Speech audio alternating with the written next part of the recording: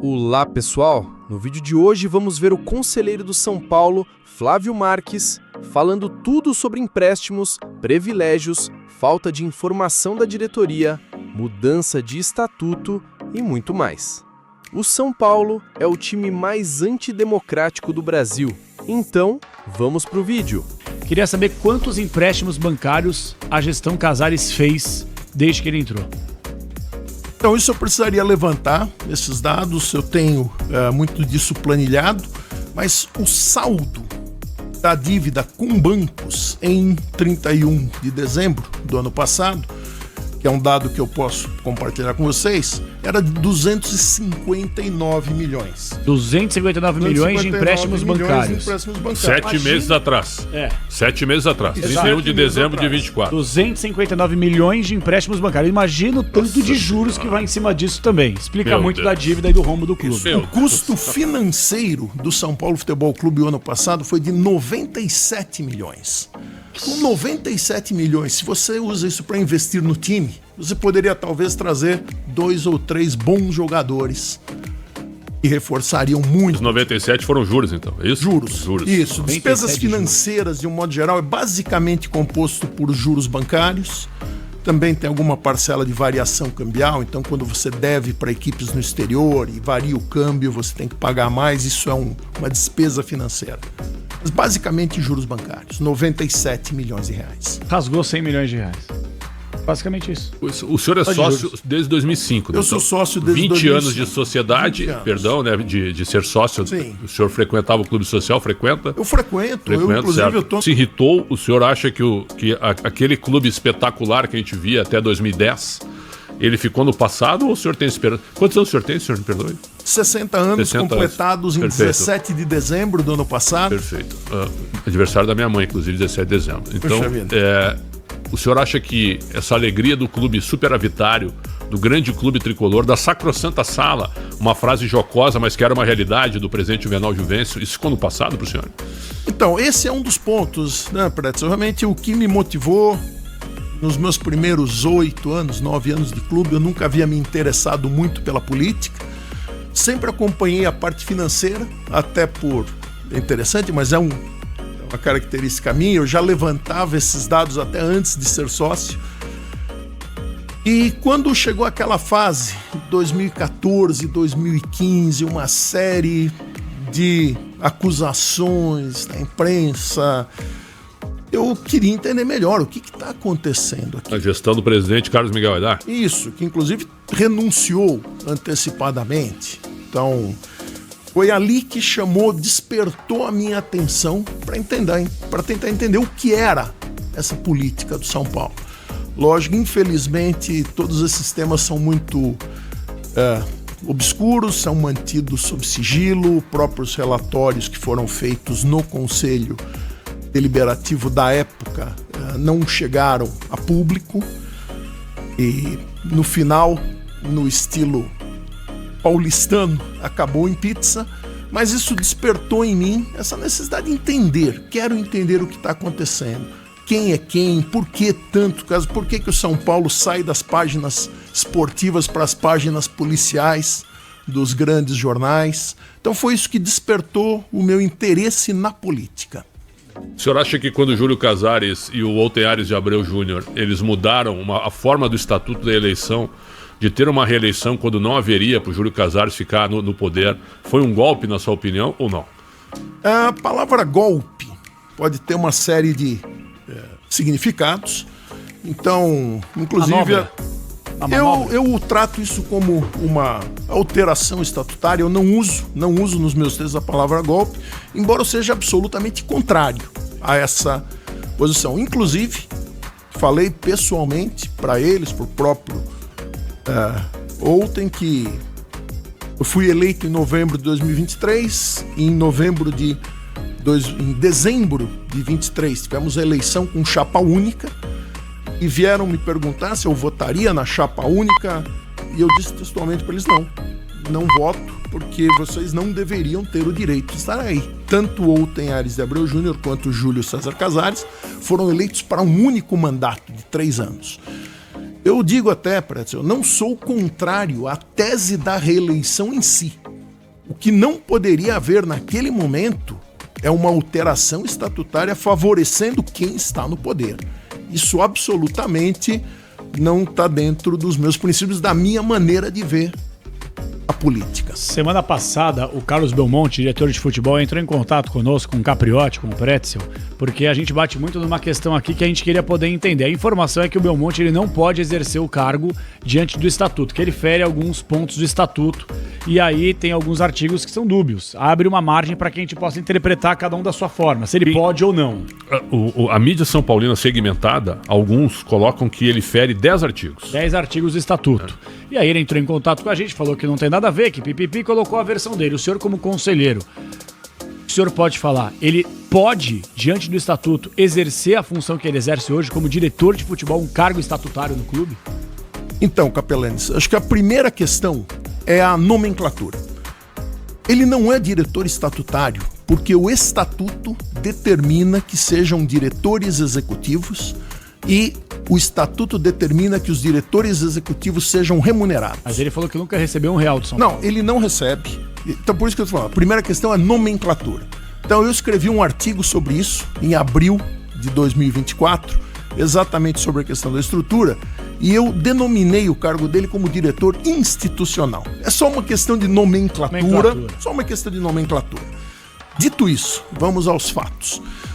Se você entrar hoje no site do São Paulo Futebol Clube, site oficial do São Paulo, você tem ali uma das abas fala diretoria. Você vai encontrar o nome do diretor jurídico, do diretor de compliance, do diretor de infraestrutura. Você vai procurar e no São Paulo Futebol Clube você não vai achar o diretor de futebol. Não tem. Você procura na lista de diretores do São Paulo Futebol Clube e não consta um diretor de futebol. Esse cargo não está no estatuto. Então. Esse cargo não ele não está, ele deveria ser um cargo executivo remunerado. Hoje o que temos como executivo remunerado é uma pessoa que tem um cargo como Rui Costa. O Rui Costa. Mas o Muricy também é remunerado. O Muricy é remunerado. Comissão técnica, né, Muricy? O Milton Cruz remunerado, todos eles são Comissão técnica. Ok. Carlos Belmonte, Nelson Ferreira, Fernando Chapecó, eles são sócios, não são remunerados. Abnegados. Então, a minha posição, isso eu já conversei, eu acho que é equivocada essa posição. Eu acho que nós deveríamos ter um diretor de futebol remunerado, profissional, se reportando diretamente ao presidente do clube, com autonomia e com respaldo para exercer a sua profissão. E com o Belmonte é uma pessoa que eu tenho diálogo, ele foi diretor-geral do clube, eu sou frequentador do clube, então é uma pessoa que sempre me trata muito bem, tenho um bom relacionamento com ele. E a minha visão do Carlos Belmonte, ele é torcedor demais para ser dirigente. Então ele toma muitas decisões baseado na emoção, baseado na expectativa do torcedor. Essa é a minha visão sobre o Carlos Belmonte. Na minha visão, sim, não deveria haver essa camada de amadores entre o presidente e os profissionais de futebol. Eu acho que isso é uma redundância desnecessária, exclusivamente política, porque nenhum deles está lá por mérito quanto ao futebol. Eles estão lá porque o Belmonte é líder de um grupo que detém hoje basicamente o controle de 15% do conselho. 15% do conselho? Bastante. O Chapecó tem outros 10% do conselho, então juntando esses dois, tem 25% do conselho. 25% do conselho. Quarto do conselho. Exatamente. Então é exclusivamente por esse mérito. E num conselho com 240 conselheiros? De 260 conselheiros. 260? Onde quantos são vitalícios? Onde 160 são vitalícios. Não, por favor, eu não sabia que eram 160. De 260 160 são vitalícios? 160 são vitalícios, 100 somos eleitos. Acabou o São Paulo Futebol Clube, politicamente. 100 acabou. Somos eleitos. Acabou. E entre os eleitos, eu não sabia que eram 160. 25 são por antiguidade. O senhor me desculpe, seu Flávio, mas isso aqui viu? Isso aqui num clube do tamanho do São Paulo, com a história que o São Paulo tem, isso aqui é antidemocracia. Isso aqui é um toma lá da cá gigantesco. Mas explica muito porque o São Paulo Explica muito que o São Paulo tá assim. Ó, não precisa fazer muito. É uma capitania hereditária. Pelo amor de Deus. É uma estrutura, como escreveu um amigo meu uma vez num texto para a Folha de São Paulo, que é feito para não mudar. Agora, o senhor, com todo o embasamento que tem, senhor Flávio, o que está no estatuto que a gestão Casares não corresponde? Tem alguma coisa que o senhor consiga falar? Olha, isso aqui está no estatuto e tal, e eles não apresentam. Isso aqui está no estatuto, deveriam fazer, não fazem. O Estatuto do São Paulo define que o Estatuto de São Paulo fala sobre... Então eu vou colocar aqui especificamente as áreas que são a minha especialidade. Perfeito. Então o Estatuto de São Paulo define alguns critérios para a elaboração do orçamento anual. Então o que é o orçamento anual para o grande público? É a projeção, é a previsão das receitas, todo aquele dinheiro que vai entrar no ano seguinte e das despesas, o dinheiro que vai sair no ano seguinte. Então existem alguns critérios ali dentro. E o Estatuto prevê que toda excesso, qualquer desvio do orçamento, no realizado em relação ao orçamento, acima de 5%, que deveria ser objeto de uma apuração de responsabilidades. Ao longo de 3 anos, simplesmente se ignorava essa questão. Ao longo de 3 anos, simplesmente se ignorava. Neste ano, nós da oposição, 27 conselheiros da oposição, fizemos um requerimento para que fosse feita uma apuração de responsabilidades. Eu vejo que isso deveria partir dos próprios gestores, afinal está no estatuto. Então por que só se movimentaram agora que conselheiros de oposição se juntaram para redigir um requerimento e encaminhar através do presidente? Temos alguns outros pontos interessantes no Estatuto de São Paulo absolutamente ignorados. O Estatuto de São Paulo foi aprovado na Assembleia Geral em 2016, entrou em vigência em janeiro de 2017 e lá tem 2 questões que jamais foram abordadas, pelo menos jamais chegaram à Assembleia Geral como teriam que chegar. Uma delas era exatamente um estudo de viabilidade da criação do que eles chamavam na época da sociedade empresária. Na época não havia ainda a lei da SAF.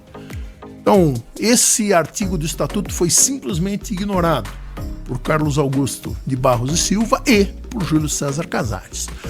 Um outro ponto, absolutamente ignorado também, que deveria se falar sobre a eleição direta para presidente, inclusive considerando-se as hipóteses do sócio-torcedor, não só do sócio patrimonial do clube.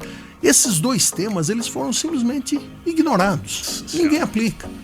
Está lá, já se passaram 8 anos, na verdade mais de 8 anos, 8 anos e meio, e nunca um estudo desse chegou ao conhecimento dos associados. E não vai passar. Não. Ao menos que viesse o estudo. Com 160 vitalícios num colégio eleitoral de 260, o São Paulo é o clube mais antidemocrático do Brasil. É mesmo. Sabia que você pode faturar falando o que você mais gosta? Futebol. Deixei o link fixado na descrição e nos comentários. Veja lá. Aqui. Entre novembro de 2024 e fevereiro de 2025, o São Paulo captou 135 milhões de reais do FIDIC. As regras do FIDIC: esse dinheiro deveria ser prioritariamente utilizado para amortização de dívida com instituições financeiras. 135 milhões? 135 milhões. Certo. Comparativamente às 2 datas, o São Paulo tinha em caixa 20... Se o senhor puder trazer o papel junto ao microfone, só para não ficar fora do microfone, por favor. Tá certo. Sim. Isso. O senhor está lendo o relatório. Perfeito. Agora. Um relatório. Esses dados são públicos, porque isso aqui foi apresentado, esse PowerPoint foi apresentado na reunião de 26 de maio de 2025. Reunião que foi transmitida, está lá no YouTube do São Paulo. Então esses dados estão públicos, é por isso que eu posso comentá-los. 135 milhões de reais foram obtidos junto a investidores. O caixa do São Paulo, aquele dinheiro que está no caixa ali, disponível imediato, aumentou em 17 milhões. E o São Paulo reduziu as dívidas com entidades financeiras em 72 milhões.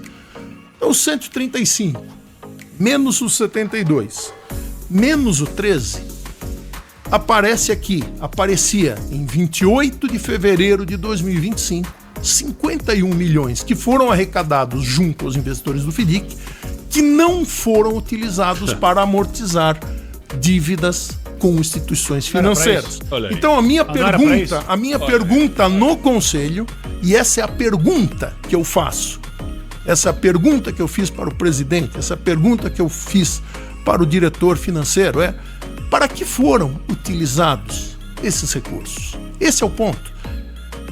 Ninguém aqui está fazendo nenhuma acusação de desvio de recursos, seja bem claro. É uma questão de finalidade. O que ele respondeu? Como sempre fui ignorado. Como quase sempre fui ignorado. Não respondeu. Eu fiz essa pergunta no púlpito, no auditório do conselho, na tribuna. Que barbaridade. Falei, olha, eu gostaria de ter uma explicação.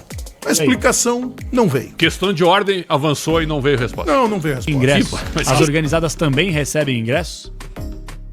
O que eu posso falar é o que está nos borderôs, é o que está em dados que você entra na CBF, relatório financeiro da partida, e também na minha prática. As torcidas organizadas têm benefícios, têm facilidade para adquirir ingressos. Então existe uma cota de ingressos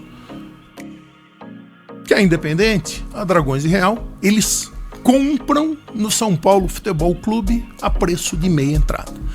Então, se você entrar no site da Independente e comprar o chaveiro, comprar o adesivo e ganhar o ingresso, você vai pegar esse ingresso. Hoje não existe mais o ingresso físico, mas quando havia o ingresso físico, você pegava esse ingresso físico e você via que era o ingresso a preço de meia entrada. O valor do chaveiro, do boné, da caneca, do porta-crachá, variava. Às vezes o ágio, havia um pequeno ágio, às vezes esse ágio é maior, questão de mercado. Então, existe uma relação comercial entre São Paulo e torcidas organizadas, das quais eles se beneficiam, geram receita para eles. É o primeiro conselheiro a falar sobre isso. Existe uma relação comercial. Existe uma relação comercial. São Paulo e torcida uniformizada. Então vamos lá. Vou fazer a última para ele, para liberar o seu Flávio, para ele seguir para o programa. Não é nem entrevista excelente. Excelente. A mais transparente que eu vi em relação a São Paulo. Sem dúvida. A mais disparada. Eu sou o presidente da organizada, correto? Sim. O senhor é o presidente do São Paulo. Eu compro do senhor, presidente do São Paulo. Vamos lá, não sei qual que é a cota, vamos lá. 1.000 ingressos, tô dando exemplo, 500 ingressos. A meia entrada. E aí eu revendo inteira. E aí o valor da meia, eu obviamente pago. Coloca e aí eu coloco no bolso. Coloca no teu balanço. Exatamente. E aí o outro eu embolso. Que fácil. Sim, é uma relação comercial. O São Paulo vende ingressos. A organizada E a organizada faz esses ingressos para aquelas pessoas que compraram adesivo, que compraram boné, E o compraram torcedor caneca. que paga um plano de 200, 300 reais por mês, muitas vezes não tem acesso ao ingresso. um motorista. Casares.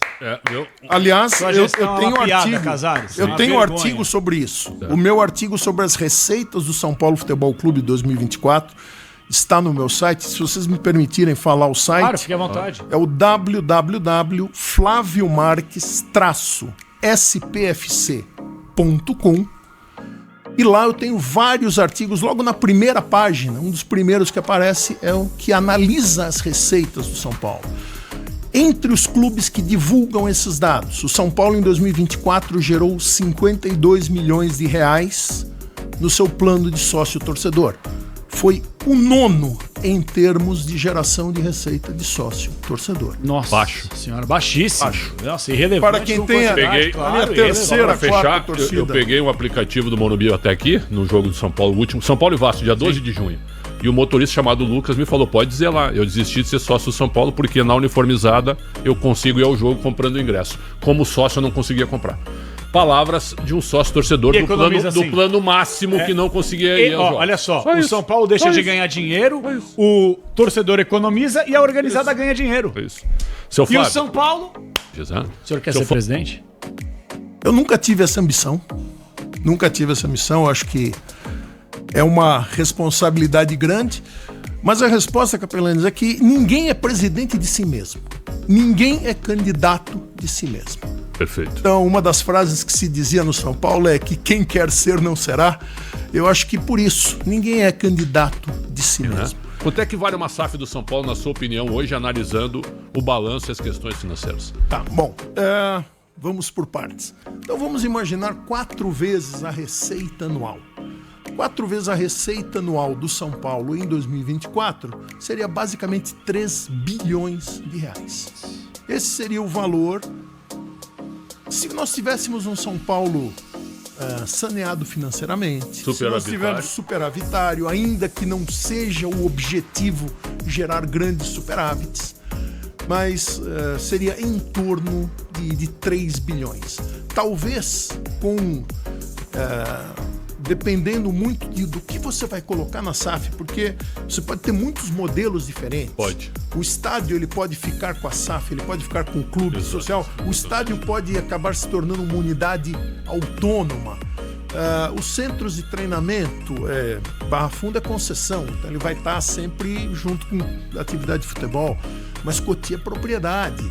Então, como vai ficar o que você tem de propriedade imobiliária e o que você tem de propriedade em termos de direitos de atletas, expectativas de atletas? Essa explicação é muito boa. Então, é muito uma das melhores que eu já vi. Uma das melhores que eu já vi. 3 bilhões valeria o São Paulo hoje. 3 bilhões, eu diria de 3 a 4 se a gente conseguisse Gostei da frase, sanear um pouco mais. SAF da E aí, insolvência. qual a sua opinião sobre essa diretoria do São Paulo? Você acha que o Tricolor Paulista é o clube mais antidemocrático do Brasil? Deixe seu comentário, seu like, se inscreva no canal e até o próximo vídeo.